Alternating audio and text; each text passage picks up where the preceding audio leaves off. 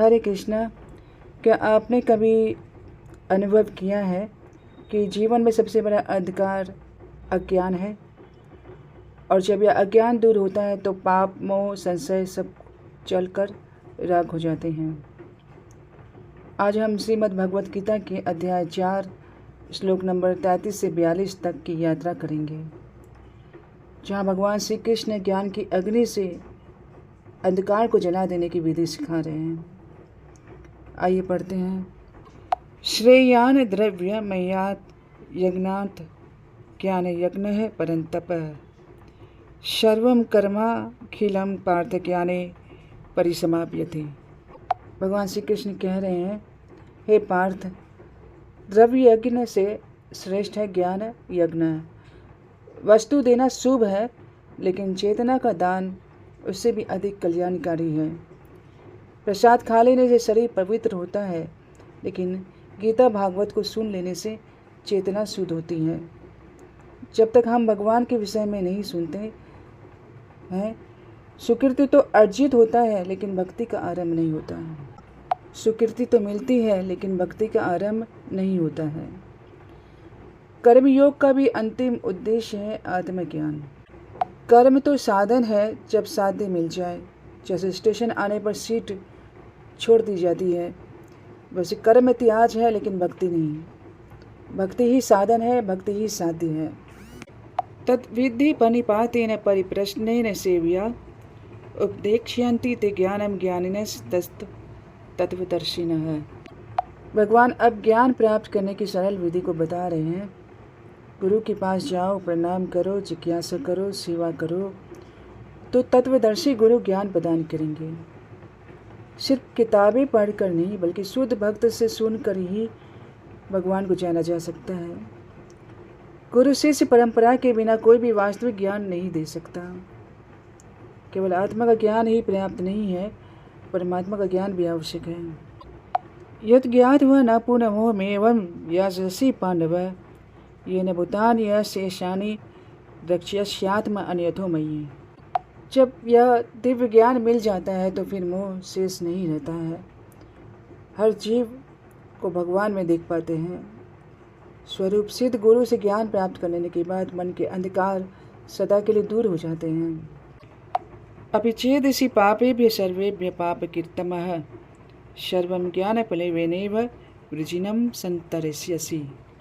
भले ही कोई सबसे बड़ा पापी क्यों ना हो, अगर वह ज्ञान रूपी नाव में चढ़ जाता है तो पाप रूपी सागर को पार कर लेगा। भक्ति करने वाला पवित्र होता ही है। उसका अतीत नहीं देखा जाता है, उसकी वर्तमान श्रद्धा देखी जाती है। यथेधान से समेधोग्नि भस्मसात कुरुते चून ज्ञानाग्नि सर्वकर्माणि भस्मसात कुरुते तथा। जैसे अग्नि ईंधन को भस्म कर देती है, उसी प्रकार ज्ञान की अग्नि सभी कर्मों को भस्म कर देती है। पाप ही नहीं, पुण्य भी समाप्त हो जाता है, क्योंकि पुण्य से पुनः जन्म होता है, और जन्म है तो फिर बंधन है। जो कर्म हमारी भक्ति में बाधा बनते हैं, भगवान उन्हें नष्ट कर देते हैं। न ही ज्ञानेन सदृशं पवित्रमिह विद्यते तत् स्वयं योग संसिद्ध कालेनात्मनि विन्दते। इस संसार में ज्ञान से बढ़कर कुछ भी पवित्र नहीं है। यह ज्ञान भक्ति योग से सिद्ध होता है, समय के साथ आत्मा में उतरता है।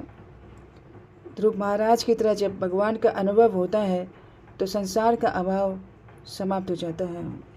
श्रद्धावान लब्धे ज्ञानम तत्परः संयतेन्द्रियः ज्ञानम लब्ध्वा पराम शांतिम अचिरेनाधि गच्छति। कौन इस ज्ञान को प्राप्त कर सकता है जिसके पास श्रद्धा, भक्ति के प्रति तत्परता और इंद्रिय संयम हो। ज्ञान एक दिन में नहीं मिलता, लेकिन जैसे ही मिलता है अंतःकरण में शांति की वर्षा हो जाती है।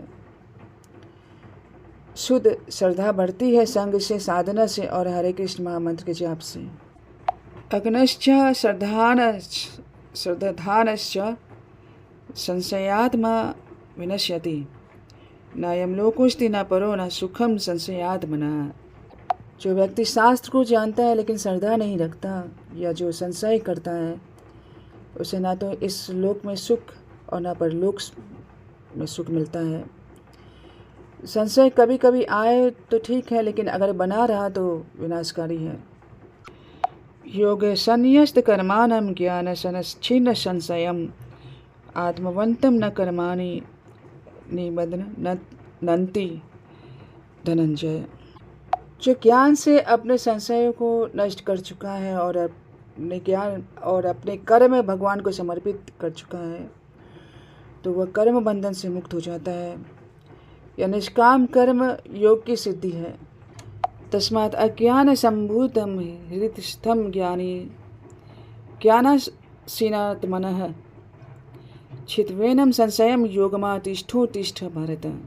अंत में भगवान कहते हैं, हृदय में स्थित संशय को ज्ञान की तलवार से काट डालो। योग में स्थित हो, उठो और आगे बढ़ो, क्योंकि माया संशय डालती है और ज्ञान उसे काट देता है। भक्ति में रहो, शुद्ध रहो, यही है मार्ग आत्मा से परमात्मा की ओर। तो आज हमने जाना, ज्ञान केवल जानकारी नहीं है बल्कि जागरण है। संशय की रेखा मिटा देना ही सच्चा शुद्धिकरण है। और जब तक हम गुरु परंपरा से प्राप्त दिव्य ज्ञान को श्रवण, सेवा और समर्पण से नहीं अपनाते, तब तक हमारी चेतना जग नहीं सकती। तो हरे कृष्णा, आपके जीवन में भक्ति का प्रकाश बढ़ता रहे, इसी मंगल कामना के साथ। जय श्री कृष्ण।